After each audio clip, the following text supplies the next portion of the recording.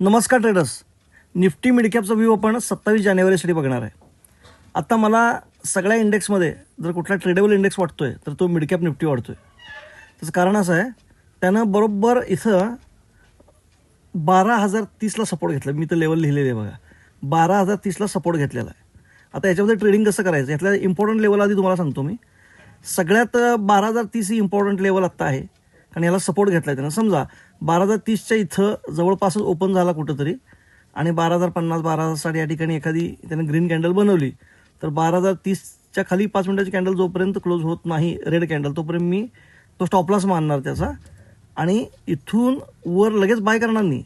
किंवा इथं बाय केला तरी चालेल, ग्रीन कॅन्डल असेल तर 12,030च्या खाली 5 मिनिटाची रेड कॅन्डलला स्टॉप लॉस ठेवायचा आणि मग साधारण 12,250 पर्यंतची टार्गेट आपल्याला इथं मिळू शकतात. आता 12,250 म्हणजे 12,200 ते 12,250, अगदी कट टू कट 250 नाही, 12,200ला मी एकदा बाहेर पडणार तिथं. आणि नंतर पुढचा ट्रेड मी कसा करणार, आता हे बघा, ही जी ट्रेंड लाईन आहे, मी इथं सर्कल दाखवलेत. हे पहिलं सर्कल आहे, त्याच्यानंतर हे दुसरं सर्कल इथे आहे, तिसरं सर्कल, 3 ठिकाणी रेजिस्टन्स या ट्रेंड लाईनला मिडकॅप निफ्टीने घेतलेला आहे. तर ही जेव्हा क्रॉस करून इथं 12,250 क्रॉस करून इथं 5 मिनिटाची ग्रीन कॅन्डल होईल, तेव्हा त्या ग्रीन कॅन्डलला मी बाय करणार. एक 40 ते 50 पॉईंटचा स्टॉप लॉस टाकणार, 50 पॉईंटचा, आणि डायरेक्ट माझं टार्गेट मी 12,500 पर्यंत घेण्याचा प्रयत्न करणार. ही ट्रेंड लाईन महत्त्वाची आहे.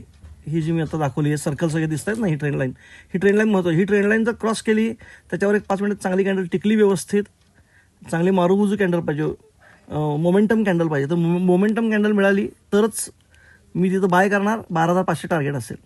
समजा गॅपअप ओपन झालं 12,250च्या आसपास आणि तिथनं रिव्हर्स कॅन्डल मिळाली, तर पुन्हा 12,030साठी मी एकदा प्रयत्न करणार, किंवा मी 12,250 क्रॉस करण्याची वाट बघणार. दोन्हीपैकी एक करणार, तिथं ट्रेडच करणार नाही. जोपर्यंत ही ट्रेंड लाईन क्रॉस होत नाही तोपर्यंत शक्यतो कॉल साईडला न जाणं उत्तम आहे. पण एक ट्रेड कोणाला घ्यायचाच असेल तर 12,030च्या जवळपास जर मिडकॅप निफ्टी ओपन झाला आणि तिथून एखादी ग्रीन कॅन्डल मिळाली, तर 12,030चा स्टॉप लॉस टाकून 12,250 पर्यंतची टार्गेट घेऊ शकतो. हा झाला एक व्ह्यू. दुसरा व्ह्यू असा आहे, समजा गॅप डाऊन झालं, कारण इथं मिडकॅप निफ्टीनं जर तुम्ही बघितलं, हा आवरली चार्ट आहे, ह्याच्यामध्ये गॅप सोडलेला आहे आणि हा गॅप आहे 11,930 ते 11,950च्या मध्ये. तर 11,930 पर्यंत कदाचित मिडकॅप निफ्टी खाली येऊ शकतो जर गॅप डाऊन झाला, किंवा सुरुवातीलाच एक रेड कॅन्डल जोरात झाली मध्ये ओपन होऊन, तर लगेच इमिजिएट काय करायचं नाही, 5-10 मिनिटं 15 मिनिटं पहिली जाऊ द्यायची, बघायची. आणि 11,930च्या इथं जर एखादी ग्रीन कॅन्डल मिळाली, तर बरोबर 11,930च्या इथला स्टॉप लॉस टाकायचा आणि पहिलं टार्गेट 12,030चं घ्यायचं. हेही क्रॉस करून वर गेलं तर 12,250 पुन्हा आपल्याला टार्गेट 12,200 ते 12,250 हे टार्गेट आपल्याला मिळू शकतं. त्यामुळे आता नीट लक्षात आलं का बघा, 3 व्ह्यू टोटल मी या ठिकाणी सांगितलेत. एक, जर समजा फ्लॅट ओपन होऊन खाली आला, डायरेक्ट रेड कॅन्डल आली, तर 11,930च्या इथं एक सपोर्ट आहे. 11,930च्या इथं खाली येऊन जर समजा तिथं ग्रीन कॅन्डल बनवली चांगली, तर त्याच्या लोचा स्टॉप लॉस टाकणार आणि 12,030ही क्रॉस केला तर 12,200 ते 12,250 पर्यंतची टार्गेट घ्यायचा प्रयत्न करणार. समजा फ्लॅट ओपन झाला 12,030च्या जवळपास आणि तिथे एखादी ग्रीन कॅन्डल मिळाली, तर 12,030चा स्टॉप लॉस टाकणार, 12,200 ते 12,250 टार्गेट घ्यायचा प्रयत्न करणार. आणि समजा हे क्रॉस करून 12,250 ही ट्रेंड लाईन त्यांना क्रॉस केली, ट्रेंड लाईन क्रॉस करून 12,250च्या वर सस्टेन झाला, तर मात्र मी 12,500 पर्यंतची टार्गेट घ्यायचा प्रयत्न करणार.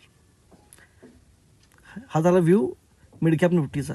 माझी एक विनंती आहे, तुम्हाला जरा व्हिडिओ आवडत असेल तर जास्तीत जास्त लोकांच्यापर्यंत शेअर करा. जास्तीत जास्त आपले सबस्क्रायबर वाढले तर मलाही प्रोत्साहन येतं. मी जास्तीत जास्त व्हिडिओ करून टाकेन, लॉजिक सांगेन, सगळी माहिती देण्याचा प्रयत्न करेन. पण तुमच्याकडनं सुद्धा तसं प्रयत्न मला दिसला पाहिजे. जास्तीत जास्त लाईक दिसले पाहिजेत, कॉमेंट दिसले पाहिजेत, सबस्क्रायबर्स वाढले पाहिजेत, तरच मला प्रोत्साहन येईल. त्यामुळे ही विनंती आहे सगळ्यांना की जास्तीत जास्त जणांच्यापर्यंत हा व्हिडिओ पोहोचवण्यासाठी मदत करावी.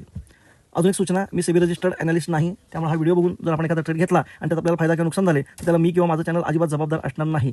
आपण आपली सतत विवेक बुद्धी वापरावी किंवा आपल्या फायनान्शियल कन्सल्टंटशी संपर्क साधावा आणि मगच ट्रेड घ्यावा.